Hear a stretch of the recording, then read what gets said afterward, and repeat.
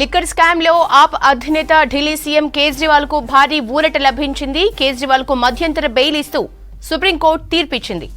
June 1 వరకు మధ్యంతర bail కు ఇస్తూ తీర్పిచ్చారు. జస్టిస్ సంజీవ్ ఖన్నా, జస్టిస్ దీపంకర్ దత్తాలతో కూడిన ద్విసభ్య న్యాయస్థానం. లిక్కర్ స్కామ్ లో ఆప్ అధినేత ఢిల్లీ సీఎం కేజ్రీవాల్ కు భారీ ఊరట లభించింది. కేజ్రీవాల్ కు మధ్యంతర బెయిల్ ఇస్తూ సుప్రీంకోర్టు తీర్పిచ్చింది. జూన్ 1 వరకు మధ్యంతర బెయిల్ ఇస్తూ తీర్పిచ్చారు. జస్టిస్ సంజీవ్ ఖన్నా, జస్టిస్ దీపంకర్ దత్తాలతో కూడిన ద్విసభ్య న్యాయస్థానం. కేజ్రీవాల్ బెయిల్ కి సంబంధించి డీటెయిల్స్ ఢిల్లీ నుంచి మదార్ అందిస్తారు. మదార్. అరవింద్ కేజ్రీవాల్, ఢిల్లీ ముఖ్యమంత్రి అరవింద్ కేజ్రీవాల్ కి భారీ ఊరట లభించిందని చెప్పుకోవాల్సి ఉంటుంది. మధ్యంతర బెయిల్ అయినప్పటికీ ఈ కేసుకు సంబంధించి మధ్యంతర బెయిల్ని ఈడీ చాలా తీవ్రంగా అపోజ్ చేసింది. నిన్న ఇచ్చినటువంటి అఫిడవిట్లో చాలా తీవ్రంగా వ్యతిరేకించారు. ఇప్పటివరకు ఏ రాజకీయ నాయకుడికి కూడా ఇలా ఎన్నికల ప్రచారంలో పాల్గొనేందుకు మధ్యంతర బెయిల్ ఇచ్చినటువంటి దాఖలాలు లేవు. గతంలో జైల్లో ఉండి లేకపోతే జ్యుడిషియల్ కస్టడీలో ఉండి పోటీ చేసినటువంటి అభ్యర్థులకు కూడా మధ్యంతర బెయిల్ కానీ లేకపోతే బెయిల్ కానీ వాళ్ళు ఎన్నికల ప్రచారంలో పాల్గొనడానికి కానీ లేకపోతే ఎన్నికల్లో పోటీ చేసేందుకు కానీ గతంలో ఎప్పుడు కూడా బెయిల్ మంజూరు చేయలేదు. ఇప్పుడు అరవింద్ కేజ్రీవాల్ కూడా బెయిల్ మంజూరు చేయొద్దు, ఈ కొత్త సాంప్రదాయానికి తెర తీయొద్దు అంటూ కూడా ఈడీ అపోజ్ చేసింది. అయినప్పటికీ సుప్రీంకోర్టు తాజాగా కొద్దిసేపటి క్రితమే కేజ్రీవాల్కి మధ్యంతర బెయిల్ ఇస్తూ ఉత్తర్వులు విడుదలించింది. కొన్ని షరతులను అయితే పెట్టింది. గతంలోనే మే 7వ తారీఖునే ఇంటిచ్చింది. అరవింద్ కేజ్రీవాల్కి సంబంధించి మధ్యంతర బెయిల్ విషయంలో తాము పరిశీలిస్తున్నాము, దానికి సంబంధించి వాదనలు జరుపుతాము. ఇటు అభిషేక్ మను సింఘ్ కేజ్రీవాల్ తరఫున వాదనలు వినిపించారు. అలాగే ఈడీ తరఫున న్యాయవాదులకు కూడా ఫుల్గా ప్రిపేర్ అయ్యి రావాల్సిందిగా 7వ తారీఖునే ఇంటిచ్చింది. ఆ తర్వాత 1-2 రోజులు మధ్యంతర బెయిల్కు సంబంధించినటువంటి అంశాలపైన సుదీర్ఘంగా వాదనలు జరిగాయి. దాంతోపాటు ఆయన అరెస్టు అక్రమం అంటూ కూడా వాదనలు నడిచాయి. అయితే ఈ కేసు ఇప్పుడప్పుడే తేలేలా లేదు కాబట్టి అరవింద్ కేజ్రీవాల్కు మధ్యంతర బెయిల్ మంజూరు చేసేటువంటి విషయాన్ని పరిగణలోకి తీసుకుంటామంటూ కూడా గతంలో ఇంటిచ్చారు. ఇప్పుడు తాజాగా ఈరోజు జడ్జిమెంట్ ఇచ్చేటువంటి సమయంలో అరవింద్ కేజ్రీవాల్కు మధ్యంతర బెయిల్ ఆయన ఎన్నికల్లో ప్రచారంలో పాల్గొనేందుకు జూన్ 1వ తారీఖు వరకు కూడా మధ్యంతర బెయిల్ ఇచ్చారు. జూన్ 2వ తారీఖున అరవింద్ కేజ్రీవాల్ తిహార్ జైలు అధికారుల ముందు లొంగిపోవాల్సి ఉంటుంది.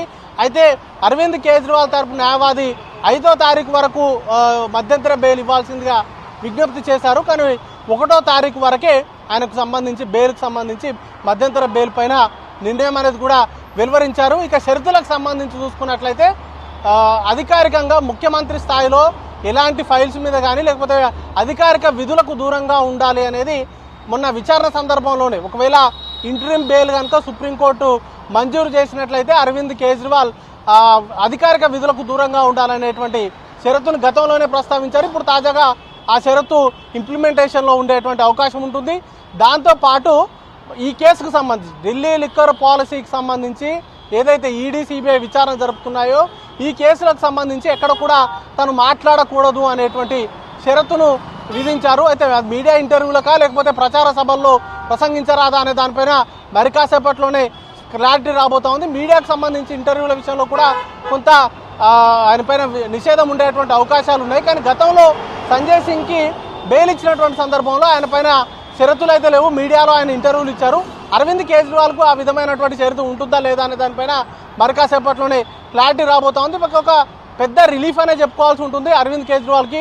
నెక్స్ట్ ఫేజ్కి సంబంధించి 5వ ఫేజ్ ఎన్నికలు ఢిల్లీలో జరగబోతున్నాయి. ఢిల్లీకి సంబంధించి 7 లోక్సభ స్థానాలకు సంబంధించి ఎన్నికలు 5వ ఫేజ్లో ఉన్నాయి. ఈ నెల 25వ తారీఖున దానికి సంబంధించిన ఎన్నికలు కూడా ఉండబోతున్నాయి. కాబట్టి ఈలోపు అరవింద్ కేజ్రీవాల్ ప్రచారం అనేది కూడా చేసుకునేందుకు వెసులుబాటు ఉంటుంది. అలాగే ఆమ్ ఆద్మీ పార్టీ జాతీయ పార్టీగా ఉంది. పంజాబ్ కావచ్చు లేకపోతే ఇతర రాష్ట్రాల్లో కూడా ఆమ్ ఆద్మీ పార్టీ పోటీ చేస్తూ ఉంది. హర్యానాలో కూడా ఆమ్ ఆద్మీ పార్టీ పోటీ చేస్తూ ఉంది. అక్కడ ప్రచారం చేసేందుకు కేజ్రీవాల్కు వెసులుబాటు అనేది కూడా దక్కబోతుంది. ఈ కేసుకు సంబంధించి తీవ్రంగా ఈడీ అపోజ్ చేసినప్పటికీ ఎన్నికల్లోకి సంబంధించి లెవెల్ ఫీల్డ్ అనేది కూడా ఉండాలి అనేటువంటి ఆలోచనలతోటి ఈ అరవింద్ కేజ్రీవాల్కు బెయిల్ ఇచ్చినట్టుగా మనం అర్థం చేసుకోవాల్సి ఉంటుంది. ఇప్పటికే అనేక విమర్శలు కూడా వస్తున్నాయి. ఎన్నికల సందర్భంలో అరవింద్ కేజ్రీవాల్ను కావాలనే అరెస్ట్ చేశారు, ప్రచారంలో పాల్గొనకుండా చేయడంలో భాగంగానే అరవింద్ కేజ్రీవాల్ను అరెస్ట్ చేశారు అనేటువంటి విమర్శలు ముఖ్యంగా ఆమ్ ఆద్మీ పార్టీ నుంచి వచ్చాయి. ఇప్పుడు అరవింద్ కేజ్రీవాల్కు మధ్యంతర బెయిల్ రావడంతో